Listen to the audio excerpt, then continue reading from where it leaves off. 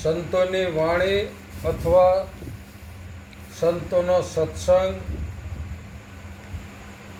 કોઈ શાસ્ત્ર, કોઈ વેદો, કોઈ પુરાણો, પણ આ બધા કોને કહી રહ્યા છે, કોને સંભળાવી રહ્યા છે? એટલે આ બધા સત્સંગ, સંતોની વાણી, શાસ્ત્રો, વેદો, પુરાણો દરેક છે ને આખા સૃષ્ટિના માનવને કહી રહ્યા. સૃષ્ટિના બધા માનવને. પછી ભલે ગમે એ નાતના હોય, ગમે એ ગામના હોય, ગમે એ નાના હોય મોટા હોય, પણ માનવને કહી રહ્યા છે. કારણ કે માનવ શરીર જેને જેને મળ્યું છે એ માનવ શરીર અને આ અવતાર આપણને જે મળ્યો એમાં એની અંદર નાનો હોય મોટો હોય, ગમે એ નાતનો હોય, ગમે એ ગામનો હોય, ગમે એ રાજ્યનો હોય અથવા ગમે એ દેશનો હોય, પણ માનવ માટે આ બધું કહી રહ્યા છે. શાસ્ત્રો, વેદો, વાણી, સત્સંગ, ભજન, પુરાણો આ બધા માનવને કહી રહ્યા. બીજા કોઈ જીવને, પશુ પંખીને કહી રહ્યા નથી. કોઈ નર હોય, નારી હોય, હિન્દુ, મુસલમાન એવું કંઈ હોતું નથી. પણ માનવ જે આ શરીર મળ્યું છે, આવો અવસર એવો આપણને અવતાર મળ્યો છે, આ એને આ બધા કહી રહ્યા છે. એટલે એક ભજનની અંદર કીધું કે હવે તો વિચારો રાજા ભરથરી.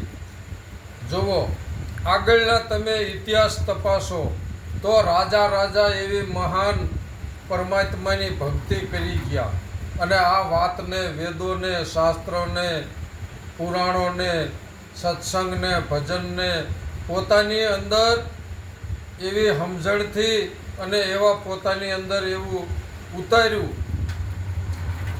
પછી એમને આ વાત કરી કે હવે તો વિચારો રાજા ભરથરી.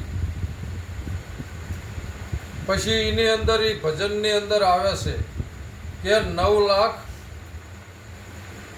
ભાઈ ભલુભાઈ 9 લાખ 18 લાખ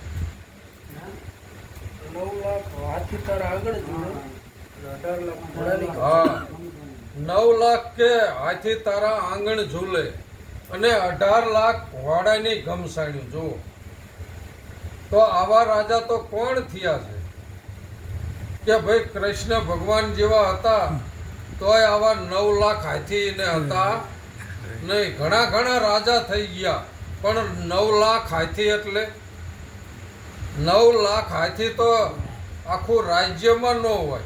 તમે વિચારો. અને 18 લાખ ઘોડાની ઘમસાણી છે અને 92 લાખ જુજે તારે માળવો કે હે.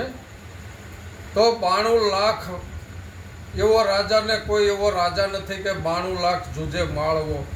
92 લાખનો 92 લાખ એટલે કેટલા? આવું તો આખા દેશમાં જેટલું ન હોય એટલી આને વાત કરી છે આ ભજનની અંદર. પણ એમાં એટલું જ કીધું કે હવે તો વિચારો રાજા ભરથરી હે. એટલે આ 9 લાખ હાથી તારા આંગણ ઝૂલે, 18 લાખ ઘોડાની ઘમસાણ્યું, 92 લાખ જુજે તારે માળવો. પણ આ એને એકને કહી રહ્યા નથી. અને આટલું તો આખા રાજ્યમાં હોય હે. આખા રાજ્યમાં, આખા દેશમાં તમે જુઓ તો એટલે 18 લાખ ઘોડા થાય કે એવું કેટલું બને. એમાં એક રાજાને ક્યાંથી હોય એવો તો હજુ કોઈ કૃષ્ણ ભગવાનને પણ એટલું નહોતું, રામને પણ એટલું નહોતું. તો એવો રાજા તો કોણ હોય? પણ એને એટલું જ કીધું કે હવે વિચારો હે એટલે વિચારવાનું કીધું છે.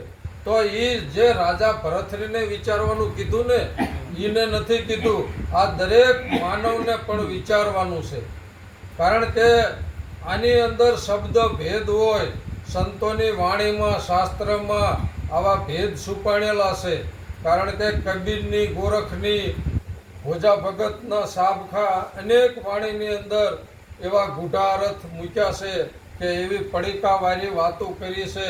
એટલે આ જે 9 લાખ હાથી કોને કહેવા, હે, અને ક્યાં આંગણે ઝૂલે છે, અને 18 લાખ ઘોડાની ઘમસાણ્યું, હે, 92 લાખ કે જુજે તારે માળવો. પણ ખરેખર આ બધા માનવને કહી રહ્યા કે હવે વિચારો, આ બધું બધા માનવની અંદર આ રિયેલું છે, પણ આપણે વિચારવી તો, હે, તો કે કુંવારી કન્યાને વર ઘણા કે.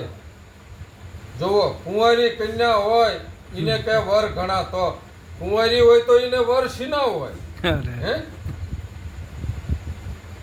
એટલે કે કુંવારી કન્યાને વર ઘણા. પણ એમાં એક આવો શબ્દ ભેદ છુપાણેલો હે. એવા કોઈ શબ્દના પારખું હોય તો એને ગોતી લે, હે. કારણ કે કુંવારી કન્યા તો એક આપણે હવઈને કુંવારી હોય છે.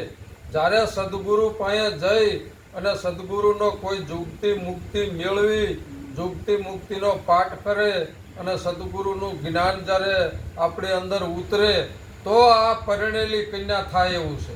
આ કન્યાની વાત કરી છે. કારણ કે નર હોય તોય ભલે, નારી હોય તોય ભલે, નરની અંદર કન્યા સુપાણેલી અને નારીની અંદર કન્યા સુપાણી છે. દરેક ગમે એ વણ હોય તો એની અંદર કન્યા સુપાણેલી છે.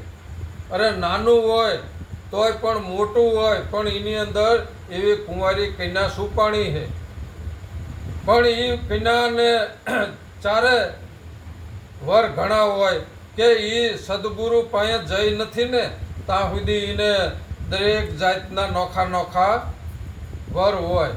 પણ જ્યારે સદગુરુ પાસે જઈને એવા જ્ઞાનનું, સદગુરુનું જ્ઞાન મેળવી લે, જુગતી મુક્તિના પાઠ દ્વારા મેળવી લે, એવો જ્યારે સદગુરુના જ્ઞાનનો અનુભવ કરી લે તારે એ કન્યા પૂર્ણ એવું છે, હે. એટલે એ વિચારવાનું છે. આ બધાની અંદર કન્યા છે, નરની અંદર કન્યા સુપાણેલી છે. જેમ એમ કહેવાય છે કે